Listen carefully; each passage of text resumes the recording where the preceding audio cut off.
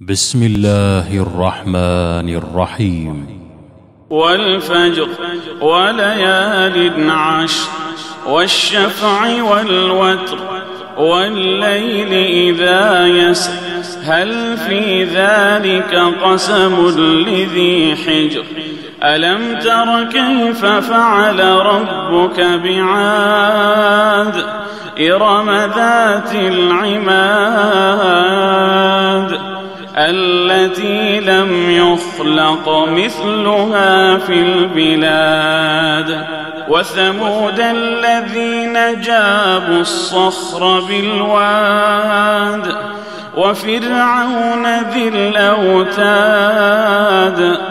الذين طغوا في البلاد فأكثروا فيها الفساد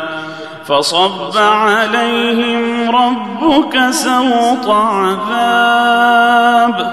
إن ربك لبالمرصاد فأما الإنسان إذا ما ابتلاه ربه فأكرمه ونعمه فيقول ربي أكرمن وأما إذا ما ابتلاه فقدر عليه رزقه فيقول ربي أهانن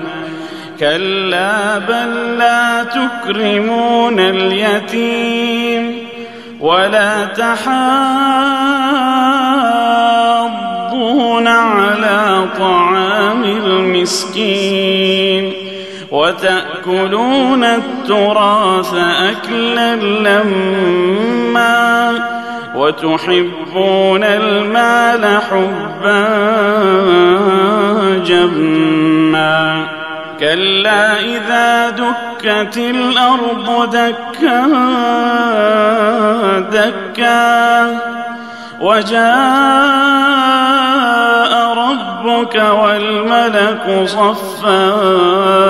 صفا وجيء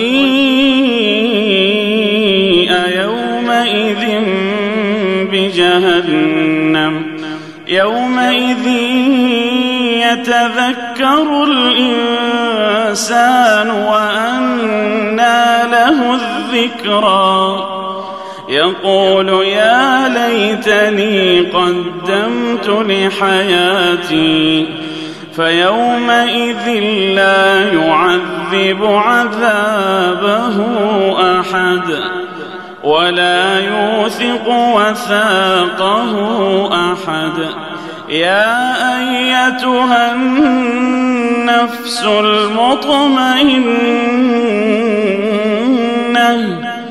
ارجعي إلى ربك راضية مرضية فادخلي في عبادي وادخلي جنتي.